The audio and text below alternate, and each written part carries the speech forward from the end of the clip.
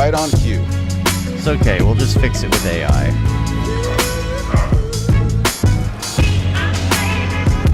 What's up, John Haley?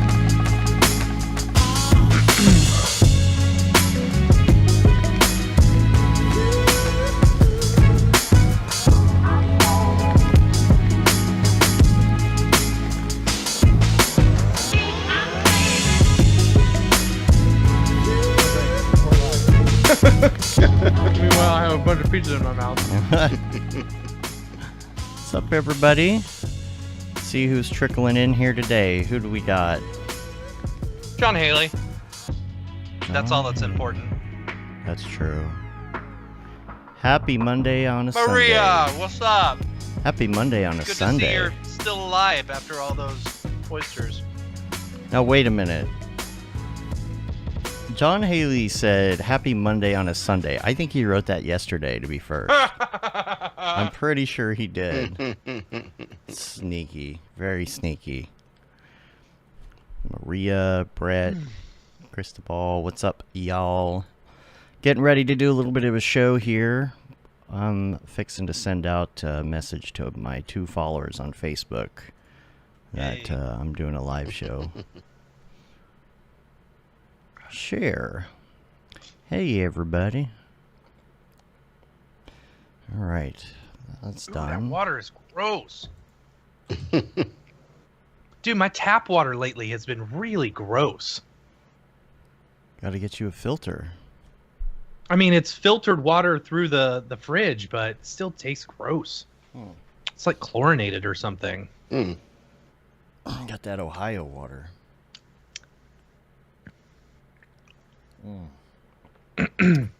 Where's your Mograph TV, dog? Oh, sorry. I was so preoccupied with smelling my water. All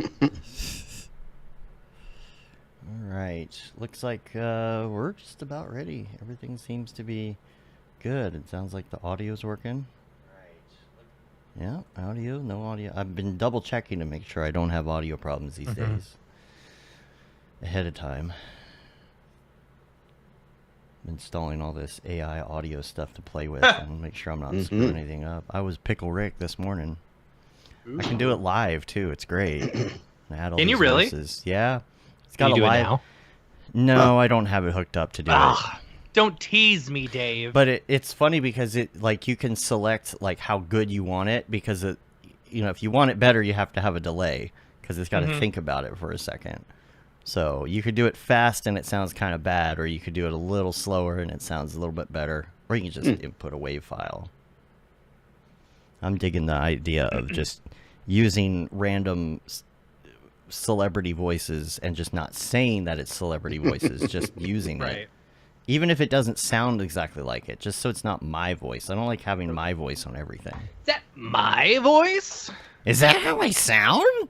Oh. Okay.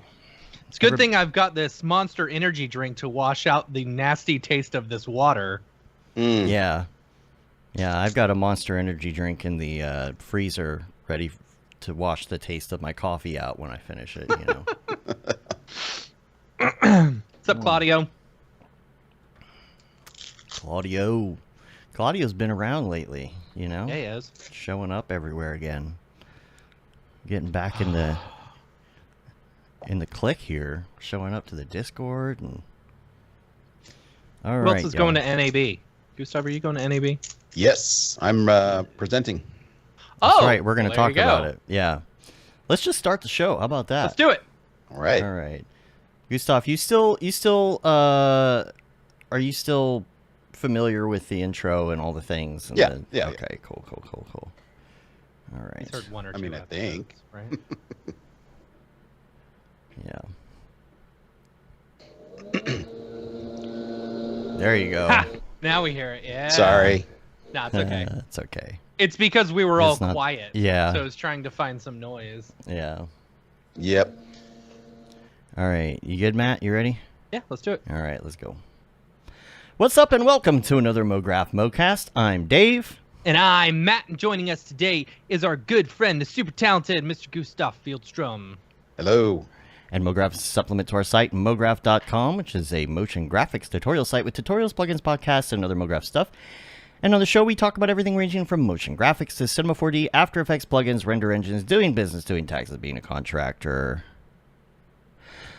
or working for the man. You can email us info@mograph.com. Let us know what you think about the show. Questions, comments, concerns, queries, grievances, artist suggestions, show topic ideas. Check us out at mograph.com and mograph.com/live if you want to get a lineup of who is going to be on the show. Right now, there is nobody in the lineup. We should probably work on that. We'll work on that. We will work on that. One of the reasons is because we are working on a tour with Maxon right now, and we are finalizing some of the details of when those dates are going to be. And so we're not scheduling too far in advance because some of these tour shows that we're doing are actually going to some of the portions of them are going to be live and also double as the podcast for that Monday, at least the panel discussion portion of our so get show. ready for a whole bunch of live episodes. That's right. And I still have Gustaf, to edit them. did I say your last name correctly? I didn't detect that you did not. So Okay, cool. I think we're good. Good. That's good. The thing about these shows is that we will be partnering with Maxon for this, and so the panel discussion that we do will basically be the show. So we'll do like a regular intro and things like that. Sometimes Matt and I will both be there. Sometimes it will just be one of us, and maybe in extreme circumstance, neither one of us, maybe EJ will take over, but I don't think that that's going to happen. I don't think that's going to be the case. But just in case it did. So what we're going to do is we're going to roll that into the podcast as well. So on Mondays, you might not see us go live. You might just go back and watch the video from the live show or listen to the show but most people are iTunes listeners, honestly. Huge majority are iTunes listeners. So you should still hear the show come out around the same time throughout the year. But for instance, now next week, we are going to be talking more about the tour a little bit, giving some more information. We'll have some of that finalized. So, we may, if we can work it out, have somebody come on from the tour and chat with us a little bit about it or something, and then we'll do a show. So that's kind of up in the air. So watch mograph.com/live for that. Mograph.com/TV. You can turn it on, rip the knob off, watch your favorite Mography things all day. Looking to do a spring refresh pretty soon. I feel like it's showing too many episodes of the show. For some reason this time, I don't know why this time around the algorithm is doing something different. I built this algorithm kind of, but we're also gonna have some. We've had like the same episodes of Mograph in there. We got a refresh coming with that and some other episodes of things. I would love to get VFX and Chill on there as well, which would be really cool. So Maxon, let's work on that. We gotta get that lined up. Also, big Camp Mograph news coming out in the next week or so. So make sure, if you're not on the newsletter for Camp Mograph, make sure to sign up, campmograph.com. The dates, the location, and the ticket sale dates have been announced. But we're hoping sometime later this week to be able to announce all the workshop instructors and maybe all the fireside chats. We're still working on getting a couple more people in for Locked sure, in. To confirm. Yeah. But I'm really excited for everyone to see. One person in particular is actually here on the show today. Yes. Gustaf is a workshop commander. That's Commander Gustaf? Commander Gustaf is going to be teaching. We've got the different levels. If you're coming as a camper, you're a cadet. You've got the commanders in charge of workshops. You got the admirals. It's the camp directors. Camp directors. Yeah. The fireside chat speakers are mission specialists. Missions. Yeah, they'll be your mission specialists. So right. What are you? Where is going to engineering, be? Dave? Engineering is definitely like the command center. Okay. Where the spreadsheets are. Yeah. How about and then the bar is 10 forward. Right? Oh yeah, definitely. Yeah, of 10 course. forward. Oh yeah. That's funny. So Commander Gustaf, what do you have planned for camp? I have a workshop that I still need to come up with a cool, clever title, but it's basically leveraging some of the principles of cinematography, also known as visual structure, and how to leverage that for Mograph. That's cool. Yeah, I'd seen a lecture several years ago at a filmmaking workshop given by Alex Buono, who's at the time was the cinematographer for the digital unit at SNL. And he just gave this really awesome lecture on this topic, and he in turn was stealing it from his professor Bruce Block, who wrote a book about it. So I'm stealing that. So and nice. I'll just be adapting it for Mograph. So nice. Yeah, pretty excited about that. So quantum cinematography? Yes, quantum cinematography. Yo, bro, I heard you like cinematography, so we put cinematography inside your cinematography. It's both good cinematography and bad cinematography at the same time. At the same time, and you won't know until you see it. That's right. Yes. You call that Schrodinger's cinematography. You read my mind, Dave. You were right there. Nice. Well, nice. There we go. Yeah. My crappy so bell. I'm super excited about that. So it's gonna be fun. It's gonna be fun. Yeah. Can't wait to talk about the other what would you call them? They're not classes. Workshops. They're workshops. Well, they're workshops. But away missions. Space terms. The other away missions. Away missions. Yeah. That's the activities or the away missions. Right. Yeah. We'll have to figure out the instruction. So that's going to be a lot of fun. We're doing a lot of really fun stuff with the theme. That's I'm the enjoying thing. It's all about the theme. Like this has been a big push with Mark, and it just kind of happened organically with him last year, where like we really pushed this. I mean, he pushed this, the 60s, 70s, hippie vibe or whatever, and now this year it's like space, and it's like, all right, cool. I love that themes. We've got a theme. It's awesome. Yeah. Wait till you see what I do with puppets. You know me and my puppets. Puppets. You didn't say there were going to be puppets involved. Yeah, there will be puppets involved. Absolutely. I've got a puppet right here, but I can't show it to you yet. No, I'll show you off air when we get. Yeah. Dave and his puppets. Yeah. So let's talk real quick before we get into you, Gustaf. We're going to talk about the Beeple party real quick because we have to. Yeah. We have to. First of all, I have to go get my tissues. Sorry. Oh yes. Sorry. You can totally FOMO with us right now, and I will say, man, what a freaking experience that was. First of all. Yeah. Just so happy for Mike, first of all. Yeah. Like, so much went into that. So much went into it. So much planning. I mean, just besides building the building, like the planning of the event and everything else was just spectacular.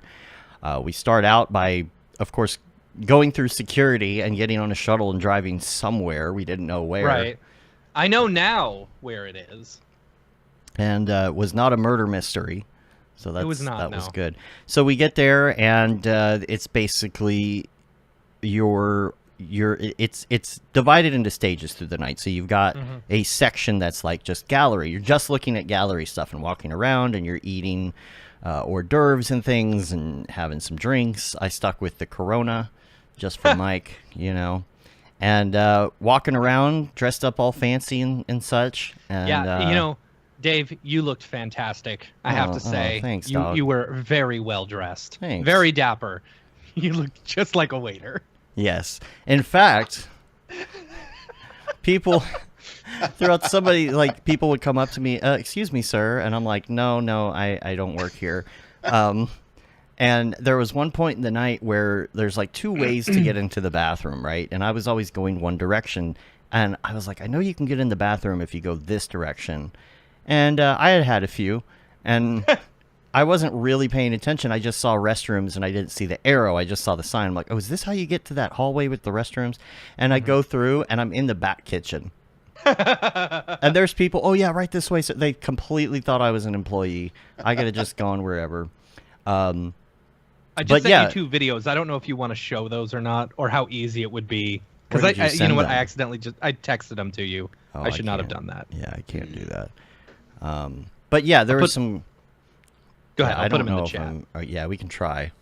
It's probably some HEQF file that won't play, Right. because it's Apple. So the gallery thing's going on. You've got people dressed up as Mark Zuckerberg, Elon Musk, So Kim crazy. Jong-un. Who else? There was Andy Warhol. Andy Warhol. Picasso. Picasso. There was a couple Picassos. Yeah. Yeah. And was there a Jeff Bezos? Jeff Bezos. Yeah. So Yeah. like ultra realistic looking masks. Like you see them Very. across the room and you think it's them. I was like, is that really Elon? I'm like, no, it's the guy in a mask. But there's multiple ones, and then later on the music's going, they start dancing. It's really creepy. The multiple people dancing was super. Yeah. Yeah. So that's the video that I'm trying to send. Like right now, it was so funny because like they hadn't had the people out, in the Beeple masks until the Right. very end. They're like doing this countdown to when the last one, when his hour for his daily is over, and they're playing "Time" by Pink Floyd. Yeah. Where it's and at the end, like they're pretending to beat him up. And then, I didn't see him do the beer bong. When did that happen? oh yeah, I'm pretty sure his dad was holding the beer bong. That's funny. And I'm sure it was Corona, right? I'm sure. Yeah. Yeah. I'll try and put them in a thing so I can get to them. But so they opened it up. The gallery was great. There was a huge gallery of like everything he's ever done. He had a whole section with like old computer things and probably old gear of his. It looked just like my storage space down the street. It was basically just all these old gadgets and mixers and things, and he had videos playing of like his home movies from when he was a kid, and then there's other rooms with like experimental stuff and a hole in the wall where you can spy on Jeff Bezos. You know what? I didn't know that was there. Oh, you I was didn't? so mad about that. I missed that. Yeah. Oh yeah. I mean, I've got a video of it somewhere too. Yeah, looking I've through seen the peephole. videos. And I feel like I missed so much because there was like there was a it lot. was so weird and so interesting. Yeah. And they opened up a section, and then you go into the big room where all the Yeah. videos playing on all the screens, and it's just it's a huge room with God, I don't know, 20-foot screens going all the way down on each At side, least, and yeah. pillars and everything else. It was huge, and there's music playing. Very good job, like because the sidewalls are projectors, not LED. Yeah. And yeah. very, very great. It looked very good. You could not see Yeah. the pixels. It was blended together really well. Interesting what they did with the throw. Of course, I'm the one looking up in the ceiling at how everything's done. Right. But the way they did the short throws, such short throws with like these periscope things that go into the projectors, and then they blended them well. And they start showing everybody stuff, and we're hanging out. We're going outside, hanging out, and just chilling, having drinks and stuff. And then like they have different portions of the night. So, it's Yeah. time for him to do his live dailies, and he does like more than just one daily. He does like all of these other explorations kind of at the same time as he's going, like screenshotting So I'll tell you them. what was going on, Uh-huh. right? I'm pretty sure he did I'm not 100% sure about this part, but like I'm pretty sure he did a daily earlier in the day, right? And so from that point he jumped off of there Right. and did another daily, So like, and then as he's going along, you could see both his brother and his wife behind him, like hitting a key, a specific, like, keystroke or whatever. Probably and I a think print what screen. that did, what? A print screen, probably. Maybe, or something like that. Or maybe it was, yeah, I don't know. But that saved them as he was going along, and he ended up minting all of those as NFTs, And which then was pretty cool. They came in after he was done. They rolled in this big like art looking. Did you see it? It's what they had over at the end. Yeah, I did. They see that. rolled I did in see a that, thing yeah. where they had done. They literally printed out all of them and put them on display Yeah. for this event, and pushed them out. And there was a display with everything he had just made. Yeah, Which was really cool. Really cool. And then when he did do the main daily, it says on the screens, it says airdrop, and they start printing from the ceiling and falling down on people. But so he had a big red button on his desk. Yeah. And he'd like just hit it occasionally, you know? And the thing that sucked about it is like everyone freaked out, and there ended up getting like I think someone got a concussion because they got in a fight. But those are crypto bros. Those aren't Mographers. You know that. Maybe. I don't know. I didn't even see that. Nobody cared where I was at. If there was a red dot and a gold thing around it, you got an NFT. So it's like, I mean, you're fighting over what 50 is grand. basically the equivalent of 50 It's grand. money or falling whatever. from the ceiling, basically. Yeah. And so you know. everyone's trying to get them and stuff like that. And it's like. Yeah. But nobody was really going nuts where I was at. So I didn't even hear about it till later. It's weird. Yeah. Like everyone was just like, whatever, I got one, you know? Yeah. But when he was done, it was just so great because all the Beeples are just ripping him away from the thing. And then they start dancing, the dancing Beeples. It's so funny because they're wearing the accounting outfit that he always wears, and then they have his hair though, so they're doing these dances where it's like flopping the hair back and forth, and it's so ultra realistic. It's just weird how super realistic. Super creepy. Yeah. It's like, and these masks were just slightly bigger than your regular head, you know. So it's like a weird uncanny valley with it. Here, I've got to show you. But man, the Kim Jong-un one, like with the smiling and stuff. Oh, yes, it was crazy realistic. Yeah, that was really weird. Here's the. And now is this the part where they pull? I think this is. Yeah. See, you can see there's all the Beeples. There's all the Beeples pulling them off. Pull them away from it and stuff. And they like do the that. thing with the hair on purpose. Yeah. You know, it's just so great. But watch the movements, like when they back off. It's like it's totally Mike's movement. Yeah. You know. they had to have like studied what he was doing. Because they were, you know, he does that thing right there. Right. There's his wife back there. I didn't get to talk to her. I wanted to say hi. I've seen her in like I said everything. hi. I said congratulations. I also talked to his brother. Said congratulations. You know. I've got a good one of them somewhere too. You can see the papers falling from the sky there. Still, Yeah. people are grabbing them. But also, yeah, I've got some great ones of him doing the actual dailies, and then. He's got, I mean, he had bodyguards around him. Like, it was nuts. Like, big time. Might be real. Or maybe it was an Instagram post or something. I posted a picture of me and him. And, like, you can see in the background his bodyguard, like, just, like, staring me down. It's really funny. Now, I have some great pictures, too, because here's the beer bong. I love, like, on That the is screen, great. did you see what it said? It was basically, look at this freaking dude. He's in his 40s and he's beer bonging stuff right now. You know, it was pretty funny. All planned, of course. Yeah, of course. Yeah, look at that. That's so great. Really happy for him. And there was a point in the evening where I looked at Matthias, and you know, when he had just started, everybody clamored around, right? Like everyone clamored around. And I just said, did you ever think that there would be an event like this with 500 people just clamoring around an artist in Cinema 4D? Right. You know, to watch what you do in cinema. Like, what a crazy thing, you know? God, I got some great pictures. I definitely can't show all these pictures. I'll just hold it up here. I don't know how well you can see it, but I've got a great one of Mike and Chad and Nick, and they're pointing to a like a paint. It's a painting.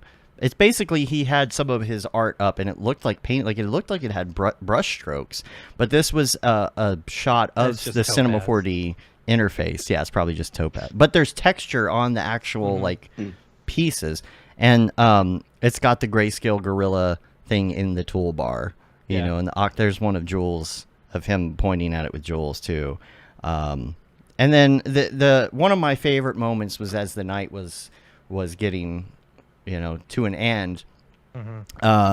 Rev took the DJ spot and starts DJing, and Windbush comes in too. He's helping out a little bit, and it's just all Mographers around the DJ booth with Rev, just dancing and doing stuff. You know, it's us and EJ and Scott and Nick Campbell and just everyone.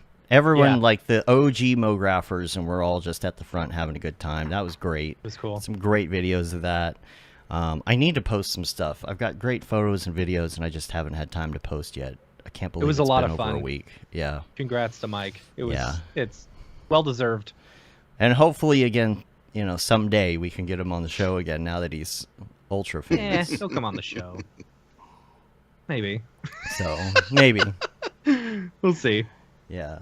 So, all right, Gustaf, let's talk about you now. Let's switch gears a little bit. And so you've been on before, so we've learned your backstory a little bit and things. So we're going to dive into some other things today. You have been working on a lot of recent projects. Of course, the big one being the recent Creed 3 titles. That's awesome. And you sent me some links too. I guess I could probably show some of these off as well. Did you were you hired outright to do it, or were you working with a studio? Yeah, I was working with a studio in Burbank called Plucky. Actually started working with them in late 2021. Because I think when I was on, it was like early 2020, and I had only been freelancing for about a year. And the whole reason I went freelance was I wanted to get into doing titles and stuff. Yeah. So it took, around, fast forward like a year and a half later, I still hadn't made any really inroads into that world. But then through contact here in Austin, shout out to Corey, I got hooked up with these guys at Plucky, and they're a title house.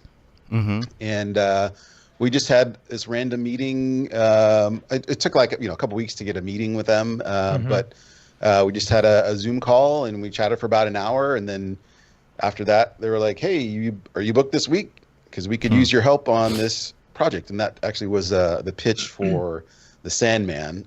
So we did that. And then, I kept working with them on and off on a bunch of projects. And then in May of 22, we pitched on Creed. And then we didn't hear anything for several months, and we waited and waited, and then in October they finally awarded Plucky the job, and they had chosen my style frame, so cool. It was basically full steam ahead. And so I ended up designing and animating about 90% of the titles. We had a couple other people. This guy Dallas Holloway, who helped me out with some of the 3D stuff. He did all the figural stuff, and then he also modeled that really awesome bridge that's in the bridge shot. And then a couple other people doing some of the typography, but overall it was just a really fun project to work on, and it was not really a standard process for me, or the process wasn't as organized as I usually like to have it. But this was Michael B. Jordan's directorial debut, so we wanted to make him look good. So lots of Voronoi fracture. Right. Yes, it turned out to be an ode to the Voronoi fracture and VBDs. But I'm actually going to be doing a presentation at NAB around some of the Creed stuff. So awesome. And I'll be going more into like how we came up with the concept, and then how that concept kind of extrapolated out to the titles. I'm curious to know if because I have done quite a bit of Voronoi fracture stuff. In fact, I'm working on a really big project right now with lots of Voronoi. Did you have issues with textures and Voronoi? Yes. Fortunately for this, the textures on that stuff didn't have to be so detailed, but they did have to be. You did have to have a UV texture on them so that they wouldn't swim around. So that was one of the issues that we were facing on that. I'm assuming most of the elements were already Voronoi fracture, and then you'd use some sort of fields in order to change it. So because what I've run into is when you go from turning off the Voronoi fracture to turning on the Voronoi fracture completely changes, your texture space and stuff. Yeah, most of it was just I'd set up the fracture and then I'd set up fields to explode it or bring it back together. And one thing I did discover is that because we were having to render this at such a high resolution, we were using a cloud service for rendering, and so I had a couple of these shots all set up, all animated nicely. I even baked, did the Mograph baking and all that, and then sent it up to the rendering service, and then it came back, and like the Voronoi fracture was just jumping around all over the place. Like it didn't know which frame was which. So I finally had to figure out I had to, with each fracture animation, I had to export as Alembic and then bring it back in, just so that the farm, just so that the farm could sense, know which frame was which. Yeah, so. I'm assuming that's is that a CPU or GPU? Sometimes there are differences between like things like Sims in a different multiple And were CPUs. you pre-caching them? Yeah. I was baking them, with the Mograph object. But I think it had something to do with the way that the rendering service was distributing frames to different machines. Because at one point, I mean, sometimes there would be like up to 40 nodes working on one shot. So I'm assuming just the way that it sent out the frames to different machines is what the issue was. But once I baked everything to Alembics, then everything was working just fine. Nice. Interesting. Yeah. Interesting. Now another big one you just worked on too was the Santa Claus. Yes, Santa Clauses. So same sort of situation. Again, that was with Plucky, and they brought me in once they had the job, but they hadn't nailed down the concept yet. They had a couple of boards, and this one was super fun. It was super short. It was like a 12-second basically title reveal, and they had a couple of basic concepts that they wanted to run with. So we kind of started with those seed ideas, and then I did a couple more boards, and then the director ended up choosing my boards, and so we just went through that. And that one I did 98% on my own. Nice. Fortunately, we were able to get a reindeer asset from their VFX team, so I didn't have to do the reindeer part. That's nice. So so that was just basically an asset that they gave to us that I comped in with everything else. But we were able to do a really quick ad hoc live shoot with Tim Allen. I didn't get to go, but our creative director at Plucky, David, he got to go. So we got some footage of Tim biting down on nothing. So we put the marshmallow in his mouth. What did he sound like when he did it? Was he like, Yes, that's exactly the sound that he but that one was cool. And then I was able to bring in Tom Coben to do the character animation on the Santa character. So we just needed a flailing Santa. So we were able to bring him in, and he gave us some good stuff. He actually did some mocap for the Santa character at the end there that flies through frame. Nice. So that was a lot of fun. You've been busy though. Yeah, and you did. You got Sandman here too.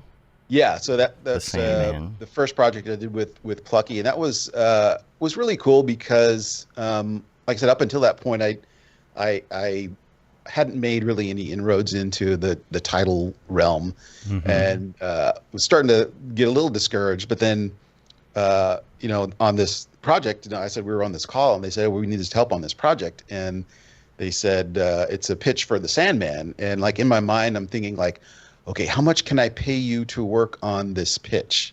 But because I'm a huge fan of Sandman and of Dave McKeon's cover art, and I have been for a long time. So I felt I had a lot of deep knowledge on the Sandman, so I was able to bring that into the frames. And I think I did like 3 or 4 sets of boards just over a course of a week.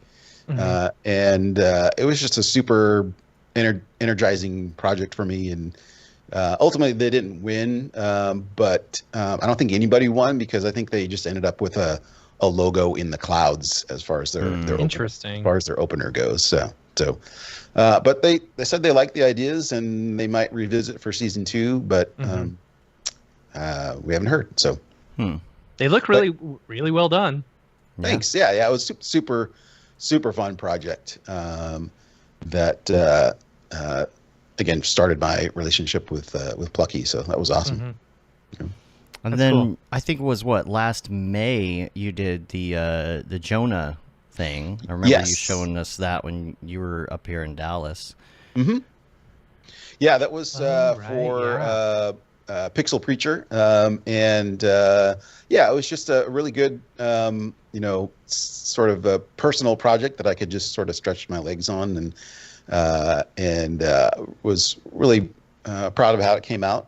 So I put together a Maxon presentation for that and did that last year.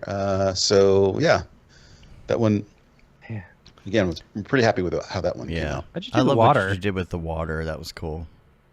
Which parts of the water? Where the water was the water was like book pages, kind of. Oh yeah, the book pages were. That was the X Particles XP Ocean deformer. Nice. So I used the geometry of the pages and then put the XP Ocean deformer on that, and then just put a field on that, so it just faded out towards the edge. Did you use Tayo for the tree building? No, but this was before Tayo came out. Okay.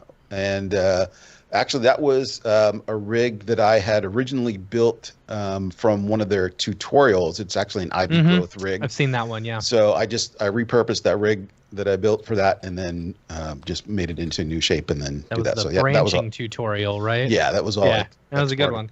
Yeah, that was all X particles and branching, and yeah. Looks great. Thanks. All the work looks great. Thank you. Yeah. And tell us about auxiliary output. Yeah, that's something I started in the feverish NFT boom. What was that, last year? Or no, year before. Like 2 years ago now. 21, yeah. Last year was AI. Yeah, last year was a different industry-changing scenario. Right. Yeah. So with that, I think it was the beginning of 21. I think is when I started doing that. That's when I learned what NFTs were and was like getting lots of FOMO because I couldn't get into any of the platforms at first. So I realized that I hadn't been really focusing on doing any personal work, because most of the work that I was doing was for clients or whatever. So I just started doing exercises on doing more personal work, and that begat auxiliary output, which is just sort of a secondary avenue. So it wasn't like the official botched creative stuff that I was doing, but it was more just auxiliary stuff that I was kind of outputting. And so for most of 21, I was kind of cranking along on those when I had time. But then that sort of petered off a little bit when I started to get client work, because I didn't want to spend 24 hours in front of the computer. But but what I started doing with that too was just doing screen recordings and putting time lapses on YouTube for that, and people seem to like that. So, but it's been a couple months since I've done that, so I need to get back on the horse and just keep going. Because how much compositing do you do with each of those pieces? I do a fair amount of compositing. Yeah, I love taking my raw render and then just completely tweaking it in After Effects. I hardly ever just put out a uncomped thing. And this one in particular, this was an album cover that I did for a friend's band. And this was right when I was getting into Midjourney. So I used Midjourney basically as my reference pool. So I just kept typing stuff into Midjourney and getting all of these pieces. What a wonderful use of Midjourney. Yeah, so I was just putting all these pieces together, and then this actually became my sketch that I used then as basically reference. So then I rebuilt the entire thing in Cinema. Yep. Wow. And I really, really like that workflow. And I know, Dave, you had done stuff like that similar with your sort of that library project that you did. Why rebuild it? You did such a good job. You know? Well, I mean, it's hard to animate if you know. Yeah, that's but it's an album cover. It's still, right? Well, yes, but yeah. I don't comp like you do, but I definitely I'm looking take at a this whole and I'm bunch like, of them. Cool. Okay, cool. That's good. And then you're like, and then I redid the whole thing. Yeah. Like, yeah. seriously? There's definitely a difference between my sketch and then what ended up in Cinema. And I mean, to Dave's point, like I think I have this sort of thing. Once I started doing things in Cinema, it's like, well, now I have complete control over where the camera is and all that. Yeah. Whereas opposed to in my more 2D illustration days, I would like do the image and that was it. So and when you do these too, like when you're comping in stuff from Midjourney, there's a sort of thing that it does to some objects and things that you just can't quite replicate. It does that weird thing where things look AI-ish. Yeah, I don't know how I would explain. They look kind of garbled in a way sometimes, and like especially version 3. I think the stuff that was coming out of Midjourney on when I did this last year was version 3. Yeah. Version 4 got cleaned up a lot, and then version 5 I haven't messed with it yet. 5, dude. Was insane. Yeah. Dude, version 5 is just putting out portraits of people that are just like, how is that not real? And it's giving people the right amount of fingers. Right. That's they did a lot of work on however it generates the hands. So, the whole AI thing, I think it's very scary in that it's just starting. And, there's, been a lot of debate about, whether it's a good thing or not for artists. But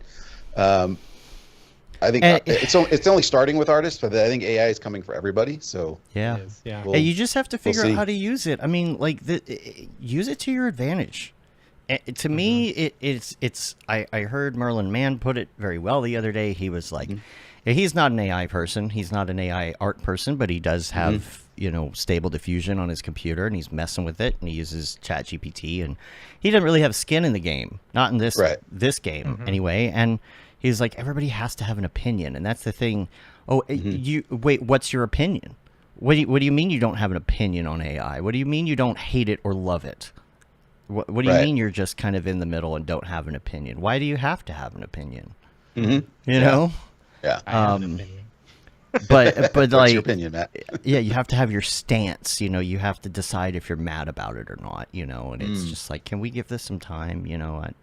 But one of the things I've noticed is that ChatGPT 4 is mountains better as well. I'm on the the paid plan for ChatGPT, so I get access to beta 4 ahead of time. And the biggest difference I see is there are some instances where ChatGPT just will not follow your directions, no matter what you do. And I was in 3.5 the other day telling it I need a list of these things in this order, and in this column, every word needs to be 2 letters. And it would put other words in there that were 5 letters or 3 letters. I'm like, no, there's 5-letter words in those columns. I need you to do it again. Oh, my apologies. Let me redo it. And redoes it wrong again. I'm like, look at the list you just sent me. Are there words that are more than 2 letters long? Oh, my bad. Let me do that again for you. Does it wrong again. Every time, over and over and over, it doesn't matter what I do, it's wrong. And I said, before you put these on the screen next time, double check and make sure that none of them are more than 2 letters. More than 2 letters again. You did it wrong. I'm sorry, I apologize. Let me give you another list. Wrong again. So I went into ChatGPT 4, did the same prompt, freaking perfect. Perfect. And I was using it last night and giving it some instruction, giving it background on what I wanted and why I'm doing this way. I need you to help me write these ideas for scripts. And it was so dead on. And have you asked it about yourself yet? Not yet, no. Okay. Ego GPT, but also now voice is doing the same thing, and the best way is like when there's AI generated audio, it doesn't sound that great, even not AI but just like generated speech, right? But if you put your own voice in it, you can get the right inflections and things and then change it to another voice. And I was doing it this morning, and it's so good. And just being able to take all these tools for like what you're doing, for the writing, for whatever it is, and being able to use that to your advantage to save time. I can't sit there and write, 15 scripts for what I need unless I have like an entire day dedicated to it. And I managed to get it done in an hour. So think about how much that's saving you and how much you can do and other things. And that's why I'm like, everybody has this opinion, and it hasn't been around long enough to judge it yet. Right. Anyway. Right. Yeah. For sure. I don't know. Let's see what else. You also have this distance disassociate. Is this, what is that? Yeah, that was the last NFT thing that I did, because I sort of dipped my toes into the NFT thing because I was part of the Get NFT group with David Aryab and all that, and I sold a couple. I was in the exhibition with at the Sevens Gallery with my distorted reality animation, and that's right. That's right. I got into Known Origin, and so this is the piece that I did for Known Origin. It's still available, by the way. Ooh. But mine then, is too. Yeah, from 2 years ago. But the thing that I liked with the NFTs, it was a way to actually bridge my music and the visuals as well. So that's cool. This is actually like the NFT is actually accompanied with like a full track from my last album. You're too which talented, came out. man. You're too talented. Yeah. Thank you. So this one, it's accompanied with a full track from my last album, and the album has the same name. So, it was just a fun way to integrate the two, and I just haven't like pursued that avenue enough. And I have these ideas that are sort of simmering on the back burner that I need to do. We need to more, talk. So we need to talk. So we are not give too much information away. We are putting something together that involves some really cool audio stuff, and so we're finding either artists who are also into audio or artists who very closely collaborate with audio artists and musicians to work on a project for late in the year. So yeah, absolutely. We should talk after the show about that too. Cool. Yeah. Let's do it. Yes. Yep. So other things too, speaking of music, if people want to check out your music, it's music.botch.com. And all this is on Spotify too, right? Not all of it. Not all of it. I think the last, my latest stuff I've just released on Bandcamp, which is my favorite place for releasing music. Some of my previous releases are on Spotify, but most of the newer stuff is on Bandcamp. Cool. And of course, you did the album covers. Of course, yes. Yeah. I love this. Merely a simulation. I love that. I love creating and doing music, sound effects. I say it all the time, but when it's your own stuff, it's just it hits different. Yeah, and that was the thing too with the YouTube time lapses. As I could just pull from my catalog and just put the music up there and not have to worry about where it's coming from. That is nice. Yeah. So you play your entire album while you're working on the album art. Right. I can't do that. I have to put something else that's the same BPM or I'll get tired of the song I'm working with. I learned that from Mike the Monkey. Just get something with the exact same BPM so that you don't make yourself sick of a song that you like. Right. And do you use DistroKid for anything? No, I haven't. The releases that I have released wider digitally have gone through CD Baby, which I've been using for ever since we were doing CDs. hence the name. Yeah. But they started a whole digital distribution thing, and so the stuff that is available on Spotify and Apple, that's all through CD Baby.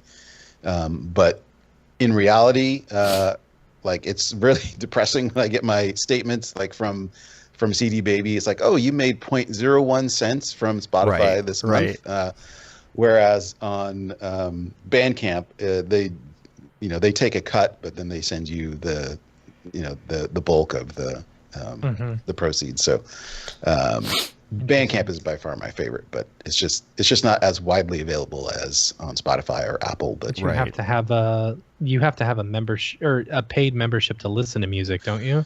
I'm not Am I wrong? sure about that. You can buy music off of there too. Yeah, right? you can buy music off of Bandcamp, and they do have a streaming app. But I'm not sure what you have to do to get the streaming app. I bought some music off of that the other day because this artist I'm working with for this project that I'm talking about, that I'm hinting about, he's got like good versions of it up there, and I just bought it. I mean, I could have asked him for it. I'm going to get the stems from him, but I just bought it to have it as reference for now. And I'm like, I really like this artist, so I'm just going to buy these tracks and, support him. One of the cool things about Bandcamp is if you buy a track from or an album from Bandcamp, you can download in multiple formats. So you can get the MP3s if you want, you can get the FLACs, or you can even get the WAV files for full. Wait, do they have Ogg Vorbis? I don't know what that is. I'm just kidding. Ogg Vorbis was like trying to be MP3 for a long time. It's like, stop trying to make Ogg Vorbis happen. It's not going to happen. Yeah, that's funny. But to be able to get the high resolution, basically source audio from an artist that you like is really awesome. To be able to get the WAV files, so that's really awesome.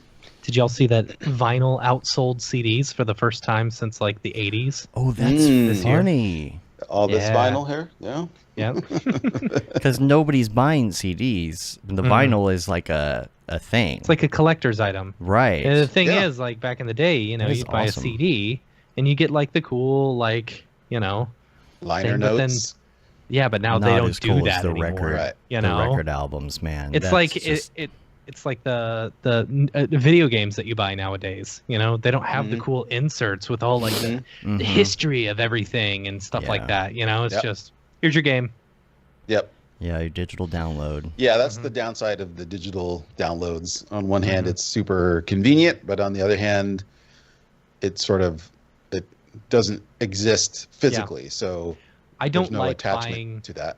I don't like buying digitally. Like, I like having physical media, especially when it comes to video games, because, like, look at what happened with the 3DS recently, or at least I don't know if it's maybe at the end of the month or something like that, but basically, if you don't download them now, the ones that you've already had, you can't download them again. Oh. Yeah, they're, like, closing down the shop and stuff like that. Wow.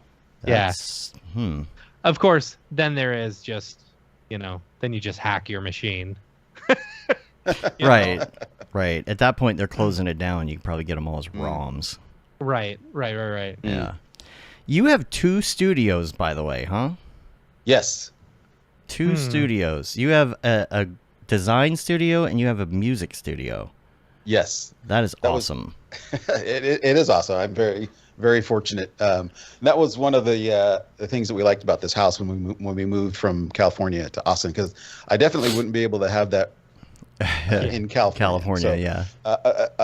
Texas is a little different story. So, when we came out here and we're looking at houses, we just fell in love with this one because it just ticked all the boxes for what we needed. So, why'd you move to Austin?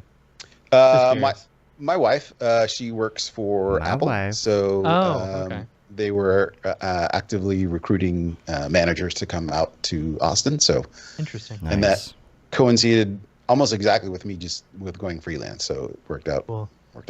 So very nice. That is cool. Oh, let's talk about this box. Yes. Yeah.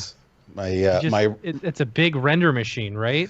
Yeah, it's Render Boxes, a company in the UK, and I'd been seeing their stuff for a while. And my old computer I had built in like 2018, and it was still working fine. I think it was just getting a little long in the tooth as far as what I could upgrade, because I had 4 cards in my old machine, and I'd been wanting to upgrade, get a new machine, but like all of the new GPUs are just way too big to fit in my machine. In my machine, I'd only be able to fit 2 of them in there, if that.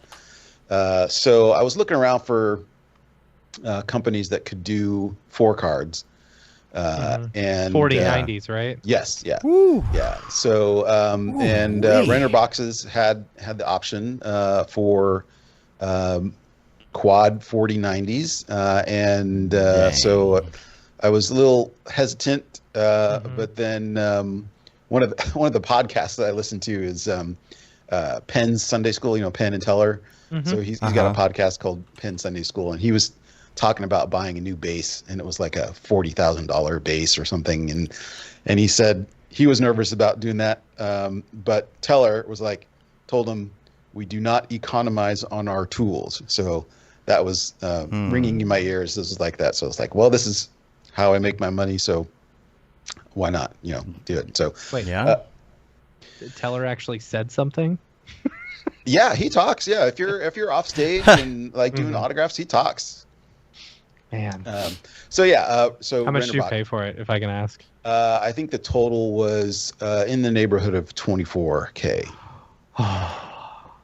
That includes thing cards. Better render fast. Yeah. Yeah, and it's so just by way of comparison, my old machine I think had a my Redshift render. I got it down to about a minute. Was my Redshift benchmark. The new machine, the benchmark is 24 seconds. Wow. I was gonna say it's because it's about 4 times as fast. No, it's twice as fast as a 3090. Yeah. So it's like you basically have 8 3090s. Yeah. Yeah. Yeah. Wow. But I mean, this machine is just like super over-engineered. Like the chassis is completely custom, and the thing I'm most excited about is that it's super quiet, even when it's rendering under full load.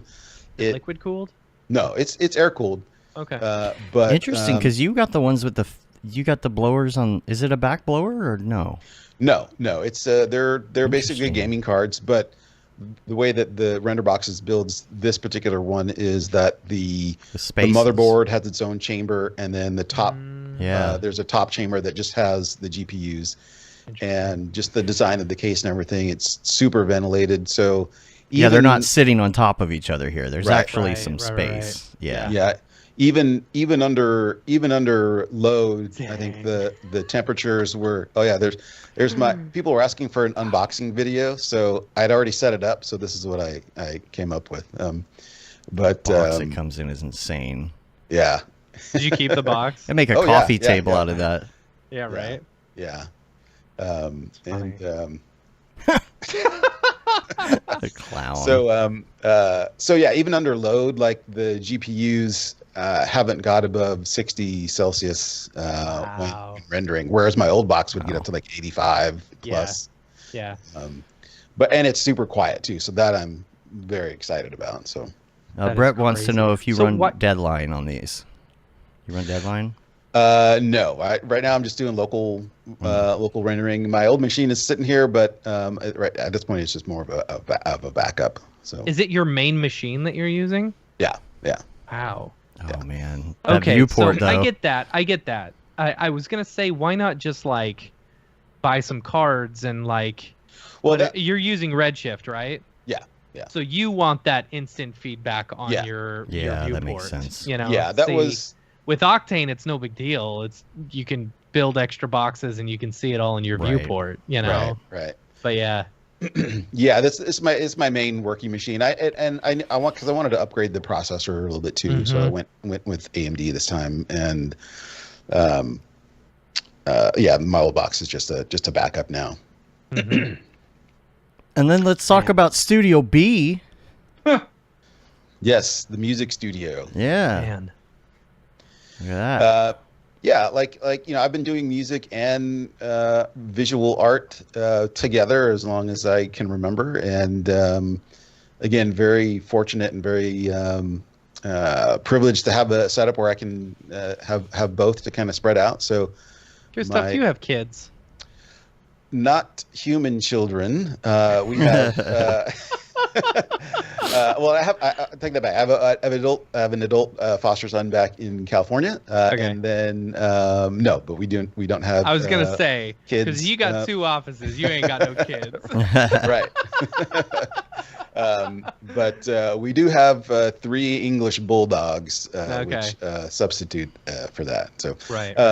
But yeah, just to have a place for music to kind of stretch out a little bit. I love the vibe. Man. I don't know why. I love the thing setup. with the trim. The thing that you did with the random trim. Yeah, it's great.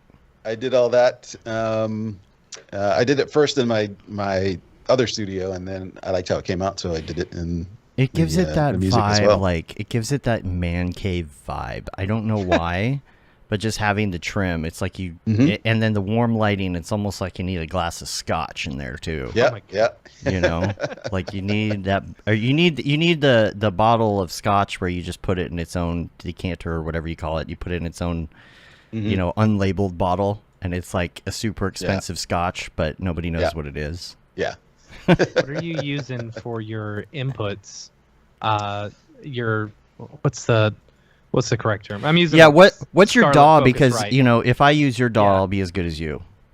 Yeah, there you go. Well, I use 2 actually. I use Ableton Live for recording and editing stuff. So you actually record in Ableton? Yeah. Okay. Yeah. That's where I do most of my work as far as like just capturing stuff, because I really like how I can use Ableton as more of a sketchbook because I don't have to like record things necessarily linearly. I can just fill up the clip slots with different ideas and then try out different combinations of things. So I really kind of sort of sketch things out in Ableton and then kind of have a basic structure in Ableton Live. And then what I usually do is then once I kind of have that structure in most of the parts, then I'll just start exporting individual tracks as contiguous audio files and then bring those into my other DAW, which is a Digital Performer. Which a lot of film composers use, but that's just one I've sort of grown up in, that I know the best, and that's where I do all of my final editing and mixing, because that has more of a traditional DAW layout. So those are my 2 that I use, and then audio wise, I'm using an Antelope Orion Studio audio interface. Interesting. Yeah. But the interface doesn't really make that much of a difference, right? I mean, it depends on who you ask. I mean, there's interfaces that cost $150, and then there's interfaces that cost several $1,000s. Like tube amps in them and all sorts of, It really comes down to whatever converters that are in the interface, and then what you need out of it. I was using a Mark of the Unicorn, a Motu interface. It was like a 16 in, 16 out. I was using that for a decade, and then it finally crapped out. And then I found this Antelope Audio one, which has lots of ins and outs and just sort of works into my workflow exactly how I need it to. So I've been super happy with that. I'm a big Focusrite person. I've really been happy with them. Motu, I have channels go out on Motu. Obviously, what's the one the mixer everyone hates? Mackie? Behringer or whatever. Behringer. Yeah. Behringer. That's like the worst. That's bottom level. And then you've got Mackie. Mackie has been around, but I don't hear anyone talk about Mackie anymore. And then like some of your I just feel like Focusrite's been a big one lately. It's interesting. Yeah, virtually all of the tools these days sound great. Like even compared to what we had 25 years ago. Reel to reel. Recording Yeah. 4-track on a tape. Yeah, I mean, Those it's are the amazing days. what's available to people now. So, yeah, all of these tools sound great. It just depends on what you need to get out of them. Mm-hmm. Yeah. I got pics of the kids here too, you know. Oh yeah. Look at that. Yeah, and you put them in the Christmas Aw. card, which is great. Yes. So yeah, that's their natural habitat, is just sleeping on the couch. But I like that. But yeah, and that Christmas card actually was my trying to teach myself ZBrush. Oh, nice. Cool. So that's been on my list for a while, and I have a long road to go on ZBrush, but I have I'm a sure foot you on don't the have path. that long. I have a foot on the path with Right. ZBrush. Yeah. The NAB, I thought we would real quick talk about NAB because you're going to be there, and you Yep. had mentioned on your notes the School of Motion Mograph meetup. We should mention, I believe, Did tickets you get your are. tickets, Dave? They're available. I didn't, but I figured since we're sponsoring that wasn't a worry of ours, but maybe I need to go get them. I believe it's mographmeetup.com. I believe so. Yeah. Let me double check. Yeah, I I should didn't probably see. grab our I didn't tickets. see an announcement from them. I got but myself 2 of them. I just kept Googling Yeah. the meetup, and I saw the 2023 page, so I got my tickets there. Mographmeetup.com. It's there. Yeah. Tom's Urban. Mm-hmm. Sunday, the 16th. Yep. From 8 to 11. Mm-hmm. So, Yeah. ooh, sponsored by Pixel Plus. School Pixel Plus. Motion. They always do Mograph with the capital G. I know. 'Cause they Amy was doing insist. the They newsletter, and insist. she's like, "They're spelling it with a capital G. Do you do I'm that?" like, No, we don't do that. we don't do it. I don't know why they insist on trying to make that the official grammar for Mograph, but yeah, I was going to ask them if they could change ours to the lowercase g, because you never see our name listed like that. But yeah, so that's going to be the first day of NAB. The second day, we're going to do the karaoke. Yep. I'm sure Julie's listening right now. We need to figure that out. Yeah. Julie, can you get on that? No big deal, right? I don't. If we we're gotta gonna figure get that out. T-shirts as well, I'm not we need to do as that. concerned about T-shirts. I'm not T-shirt. Yeah, I'm not too worried about that either.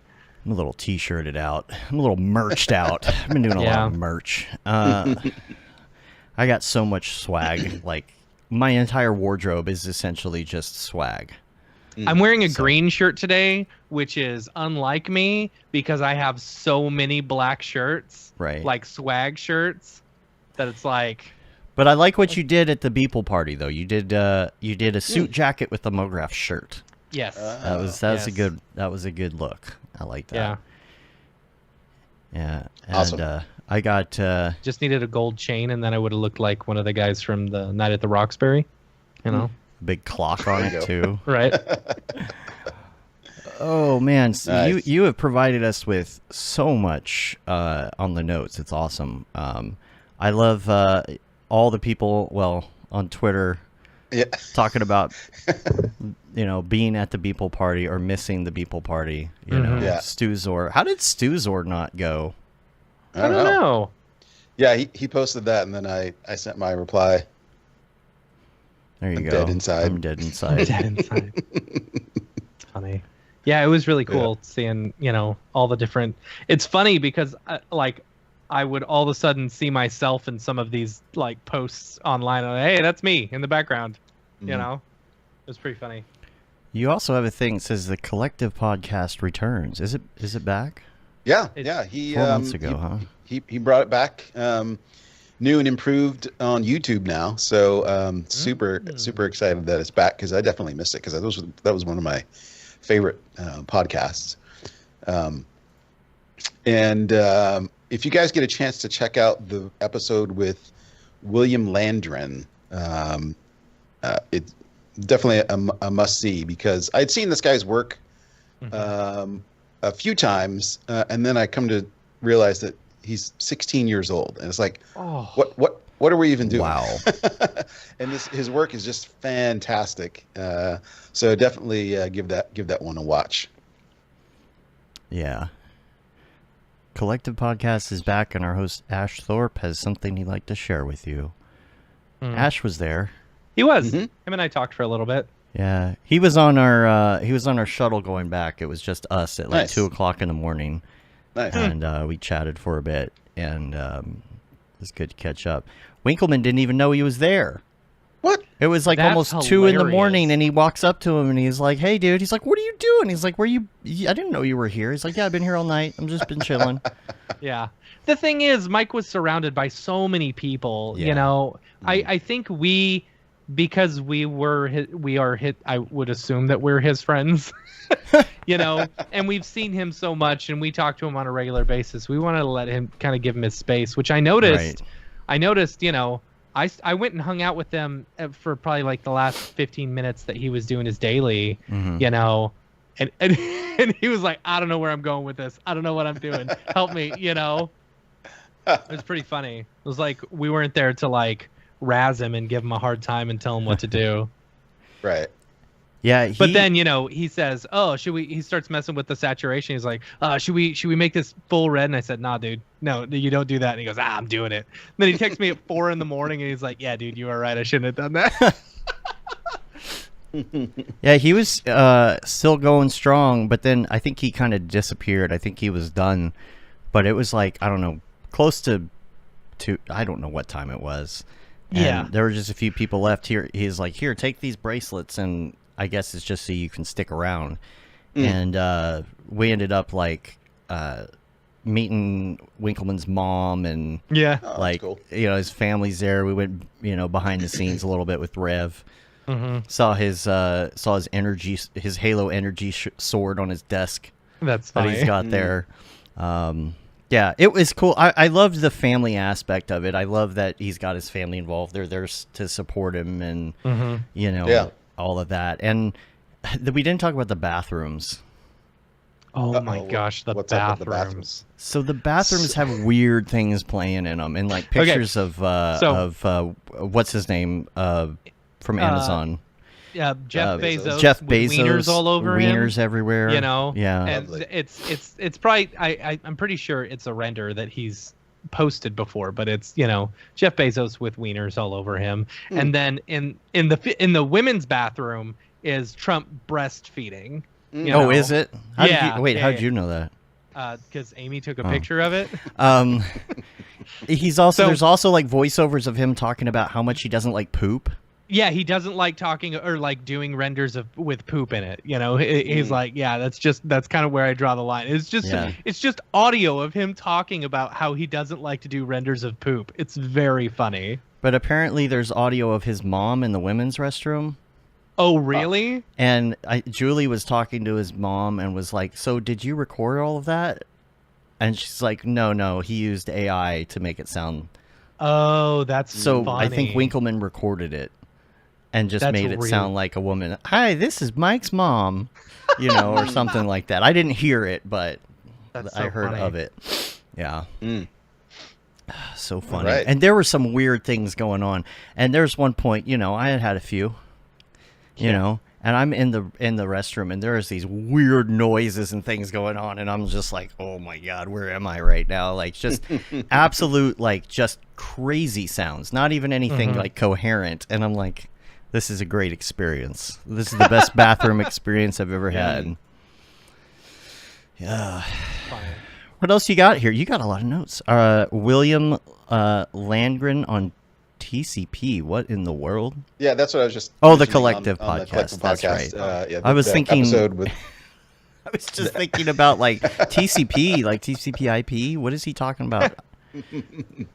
yeah. I'll be right back. I'm gonna run to the restroom. Yeah. Yeah, there have been a couple of new podcasts that have come out recently that have been worth checking out. One is the Signal to Noise podcast with Felipe, and he's a really awesome designer out of Portugal. So he's actually just started. I think he's only like 3 or 4 episodes in, but really good stuff. He's got 105 episodes. Wait. Felipe does? Oh, no, he doesn't. He started it with 101. Okay, He's got 5 episodes. That's funny. And then there's also Style Frame Saturdays with Caroline Lee. I was on that really? one. Style Frame Saturdays. I didn't know she was doing this. Yeah. Oh, this is fun. Mm. Oh, that's awesome. Yep. Oh, that's super awesome. Love that. She's got some shorts here too. Mm-hmm. Shorts don't do very well for me on YouTube. I've noticed. Oh, yeah, it's a little.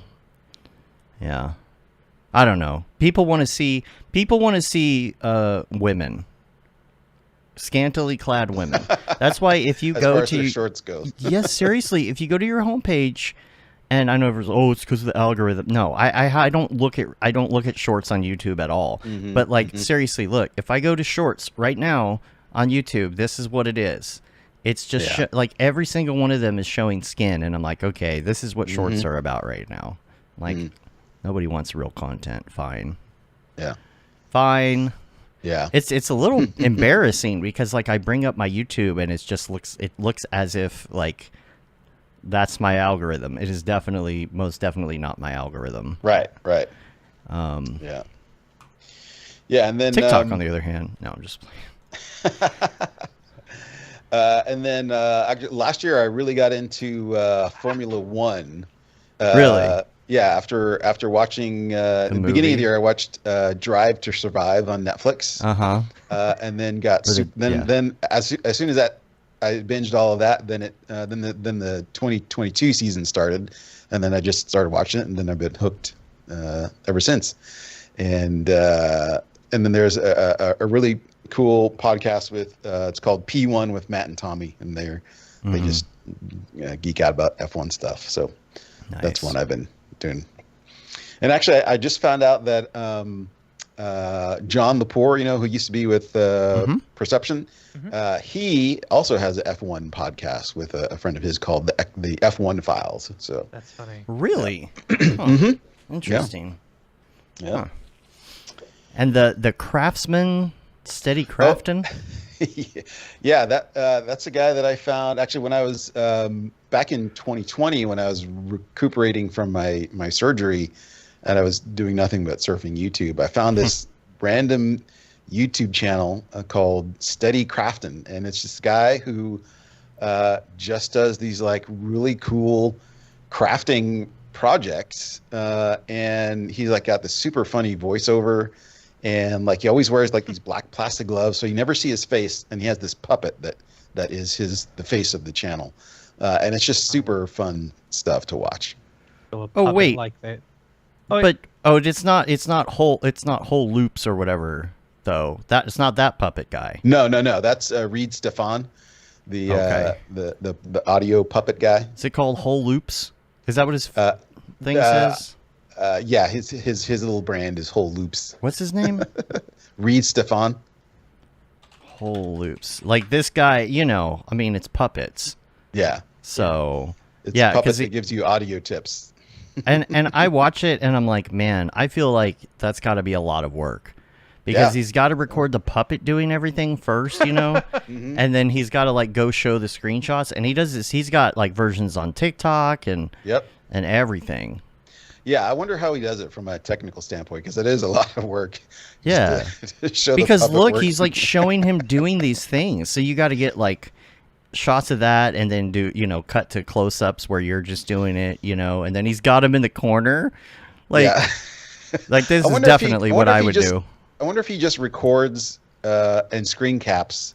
Yeah, the audio and the video, and then he just plays back the video and then just pantomimes with the puppet. Well, except for shots like this. Look, a real person? Yeah, but look right here, like the mouse is moving and he's showing stuff while the puppet is in front of the computer.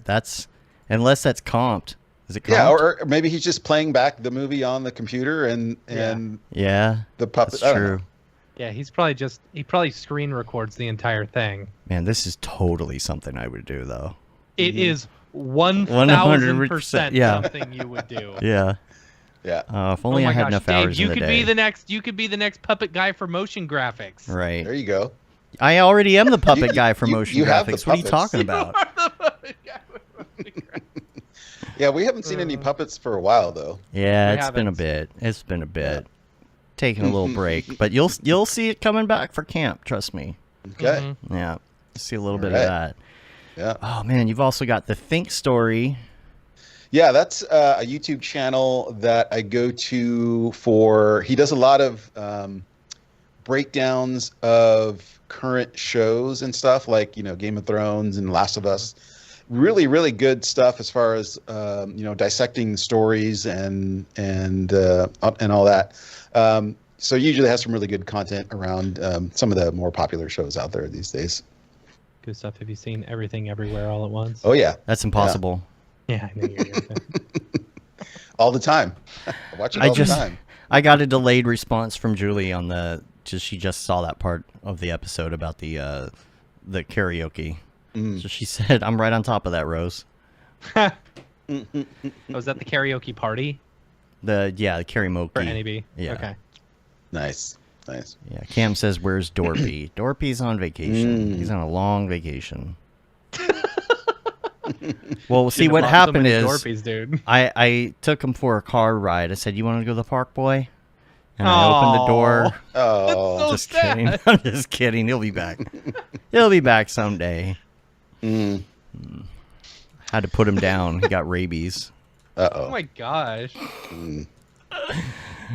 Nah, It's Dorpy's Puppet. fine. I'm Dorpy's upset about a fine. puppet. Don't be upset about Dorpy. He's right here. I'm looking at him right now. I see him. He's perfectly fine. Nice. Yeah. And we usually do Mograph recommends. We've already done that with you, but you do have some notes on what you're currently watching and things. So what's the latest on that?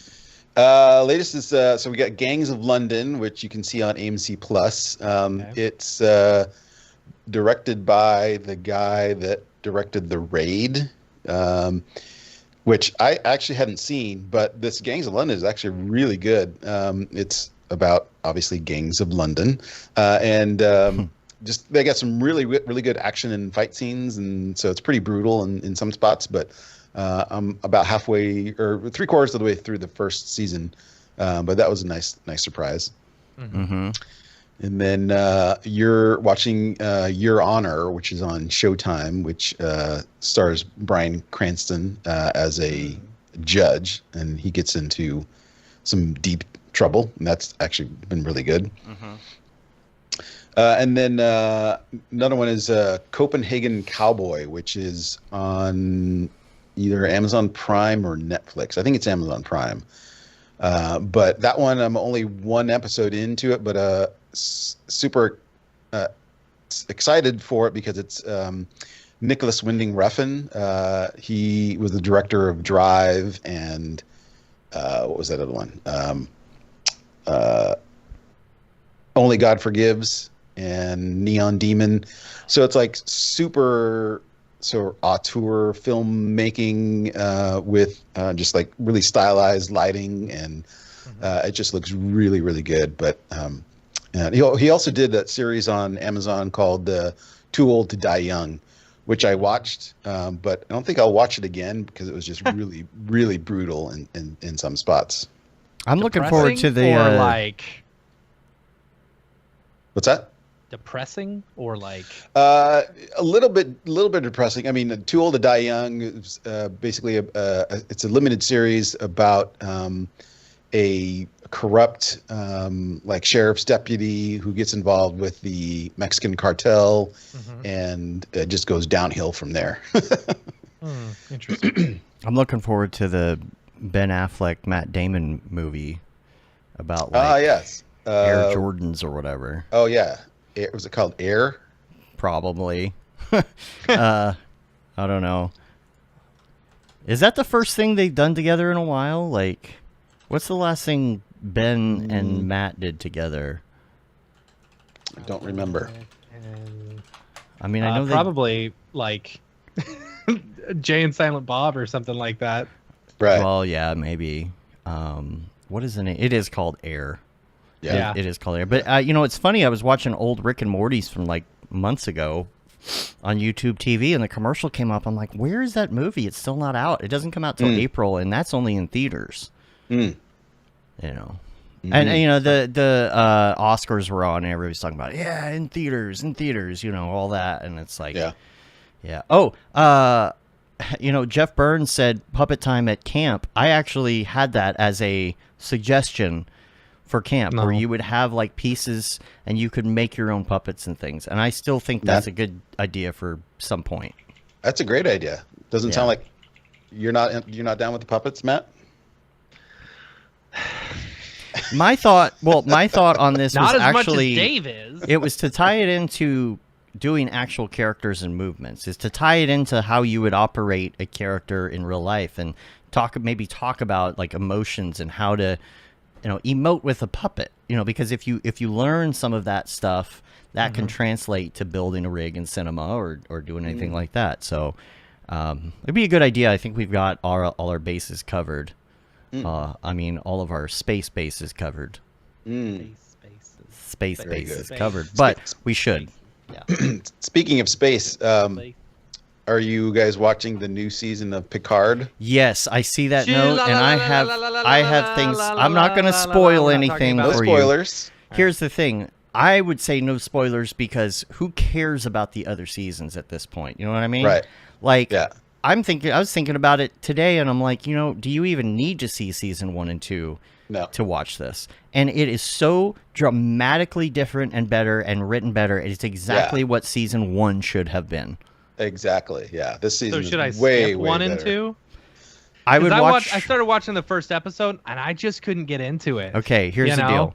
Season 1 is hard to get through at first, and you kind of have a story. It's okay. Season 2 is god awful garbage. I didn't finish it. Oh, you so just jumped right into season 3? It's so bad. I was 2 episodes from the end, and I stopped watching it. I was like, I can't watch it. It's so bad. And then season 3 is freaking fantastic, because it is how it should have been done. It's got original crew. It's on an actual ship instead of like this weird. It didn't feel like Star Trek. Right. Yeah. The first 2 seasons are just like, what is this? And this one. Yeah. Sorry. Yeah. This one definitely. It's got their Star Trek mojo back. Yes, like the first 2 seasons, they portray Picard as this frail, old, like washed up, and like even stuff like about Earth is supposed to be this utopia in Next Generation, and it's not. And you're like, what happened? This is not the universe that I remember. It's supposed to be that Earth is a utopia, and they make it look like it's not anymore. And like, I don't know. It was just the writing. Where I fell off was there was one particular episode with Guinan in it.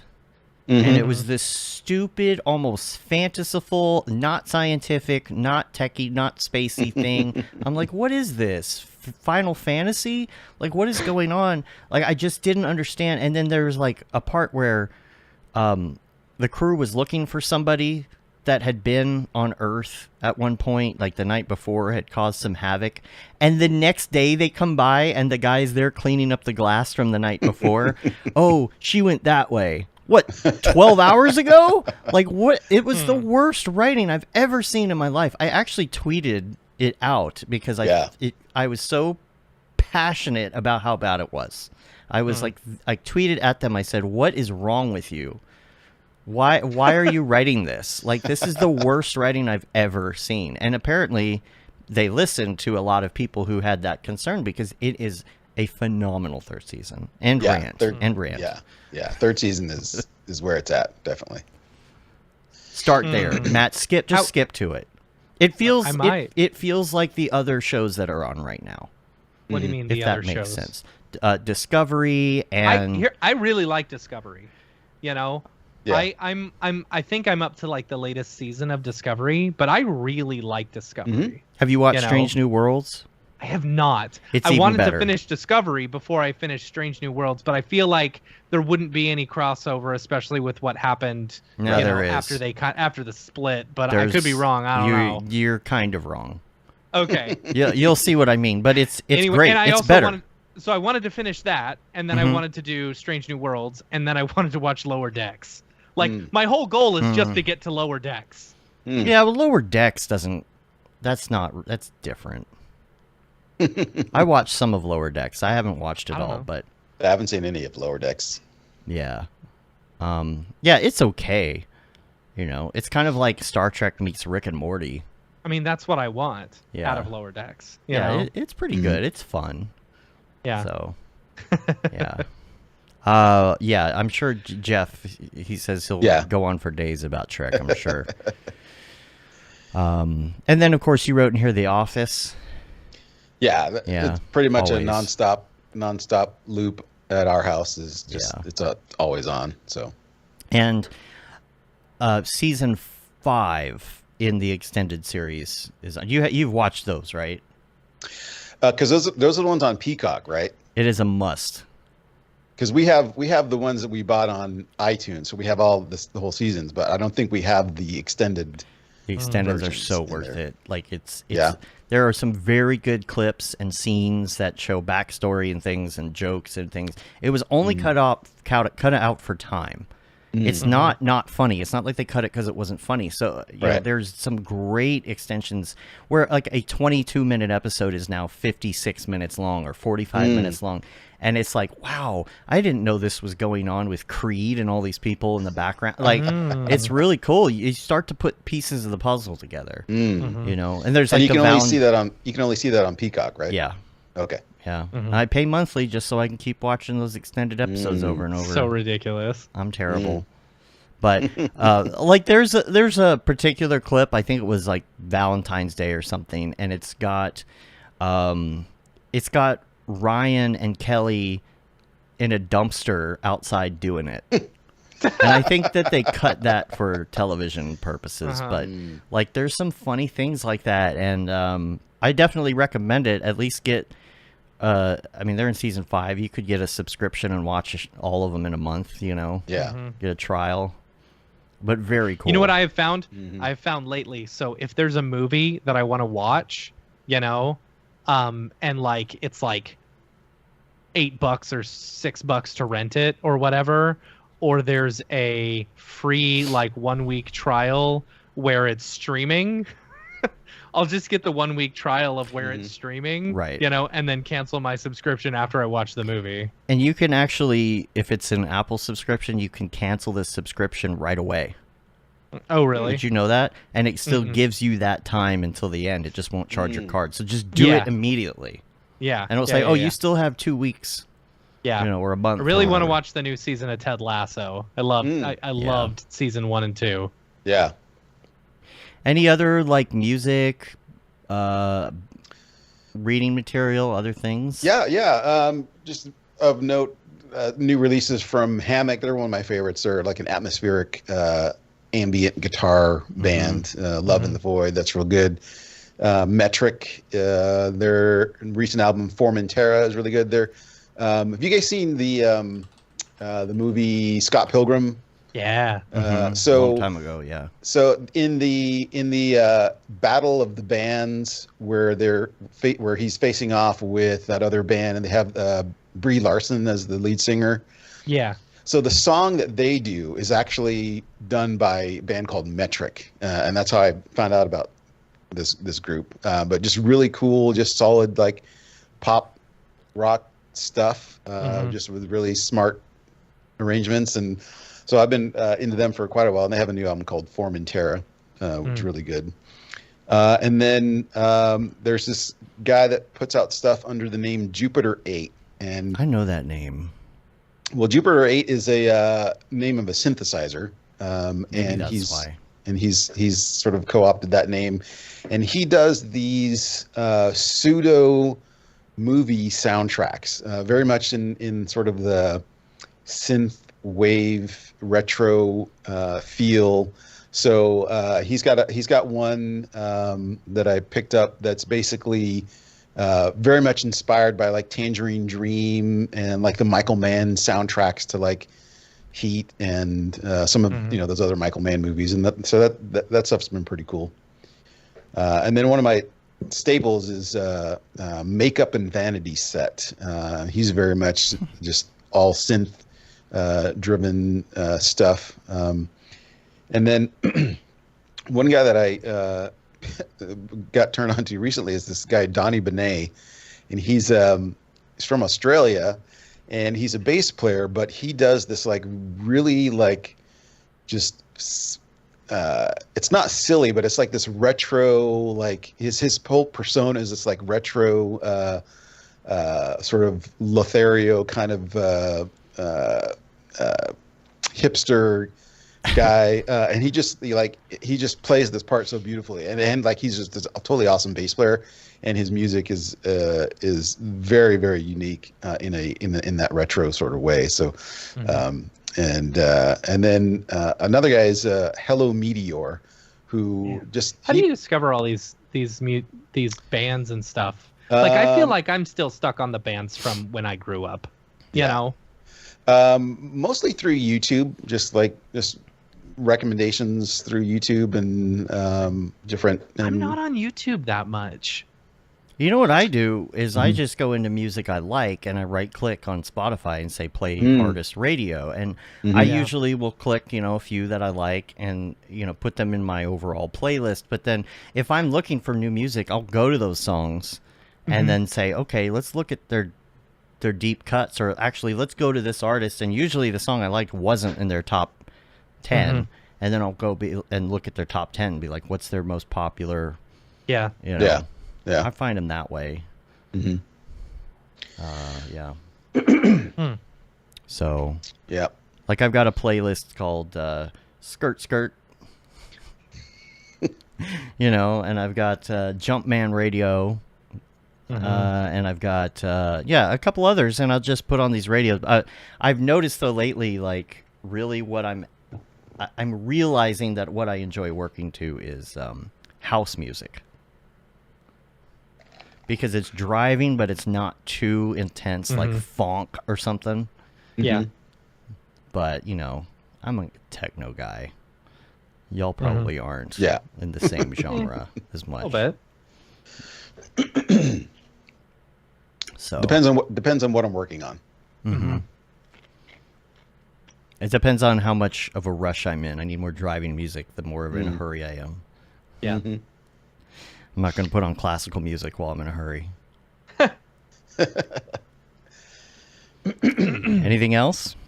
Reading wise, they're Heat 2. So do you guys remember Heat, the movie from like the mid 90s? Michael Mann directed with Robert De Niro, Al Pacino, and Val Kilmer. One of my top 5 movies. But Michael Mann actually came out with a novel that's a sequel. So it's both a sequel and a prequel to Heat, the movie. It's called Heat 2, and he co-wrote it with another author. And that was actually really good, and it's too bad they never made they couldn't go back and make a movie of that, but that was really good. That's cool.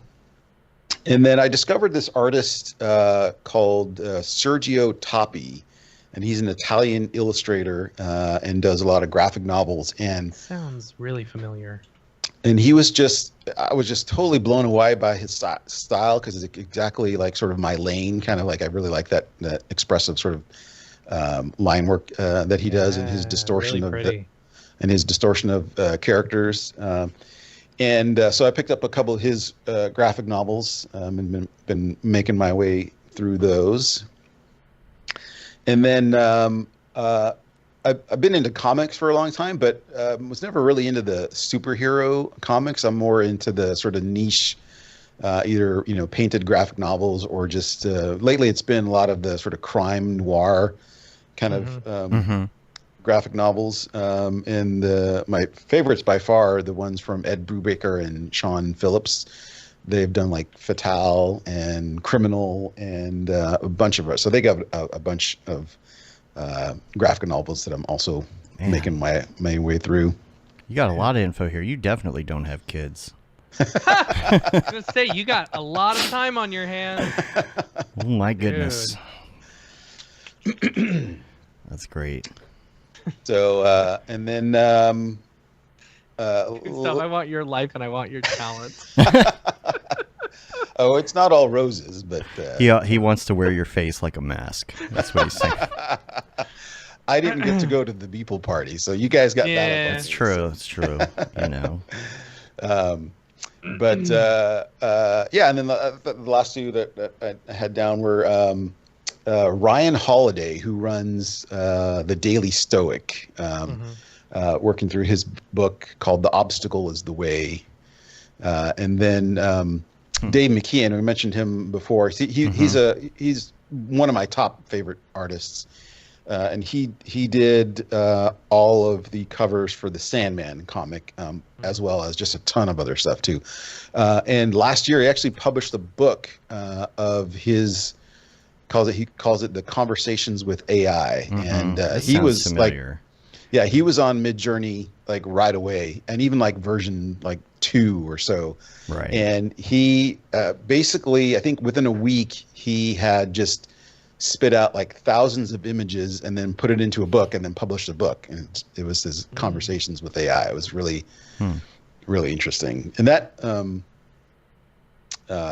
of brought to mind some of the circling back to AI on how, it's just like some people are complaining about like now you can just type in a word and get a beautiful image. But I'm still finding that the best AI is coming from people who are already good artists. Yeah. Right. And not to say that that's a definitive, judgment on AI or anything, but I've just noticed that like the best AI is definitely still coming from people who are already artists. Right. Yeah. Oh man, that's a lot. I wish that everybody had the notes that you did every week, because that makes it very, very easy. So there we go. Yeah. One thing I did forget to put on there was one piece of Camp Mograph advice, especially if you, like me, have sleep apnea, is to bring your CPAP. Because last year I was like on the cusp. I was like, do I want to lug this? And then I was like, I might be self-conscious, like with my CPAP with everybody else in the cabin. But then I get there and there's like 15 or 20 people with CPAP machines. Yeah, exactly. Yeah. So. Bring an extension cord if you do that, though. You don't know where the plug's going to be. Yes, yeah, definitely, for sure. Running a generator outside, big gas generator for your. No, there's power. There's power. My wife has an APAP machine, and I'll tell you what, like the hum of it or whatever. Wait, what's the difference? That puts me to sleep. CPAP is constant, and then APAP is I don't know. It's like it pushes air or something, just like when you need it or something. What's BPAP? You don't want to know where that one goes. Yeah. CPAP is constant pressure air something, and then maybe it's auto pressure something. I don't know. Yeah. APAP, yeah. Dude, automatic positive airway pressure. Automatic. Yeah. And then C is constant.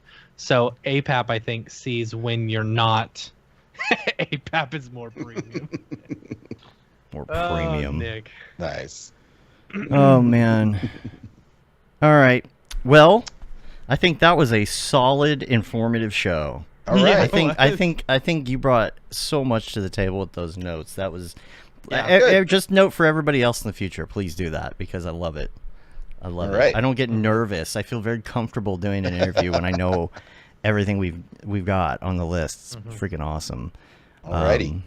Yeah, man. I cannot believe how much stuff you're into and how much stuff you're doing, and can't wait to see what your camp workshop is going to be for the cadets.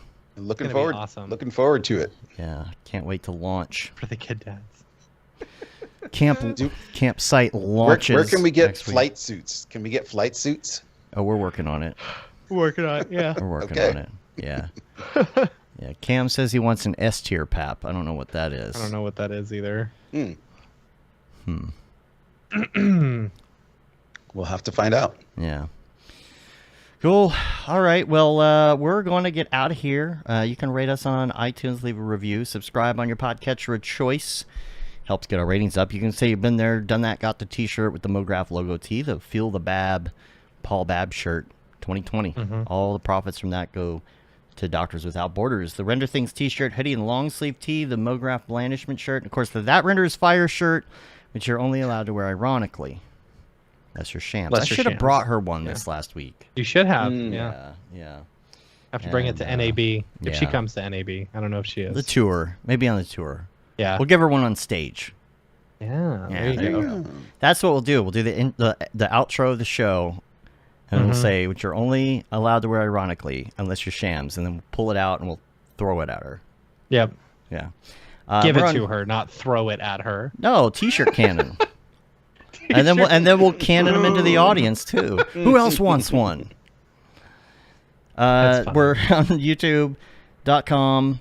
YouTube.com/Mograph. We're on Mograph.com/live and Mograph.com/TV if you want to watch motion graphics TV 24/7. Turn it on, rip the knob off. You can check out the show schedule here. We'll have some new postings hopefully later this week. And that about wraps it up. Gustaf, if people want to find you on the interwebs, where can they find you? Best place to go would be just botched.com, BOTCHED.com. Awesome. That's got everything. All right. I think that's it. I think we're done. All righty. All right. We're going to get back to the Discords and things. If you want to join us on our Slack or Discord, we're on Discord, usually not doing much in the channels, but just hanging on video.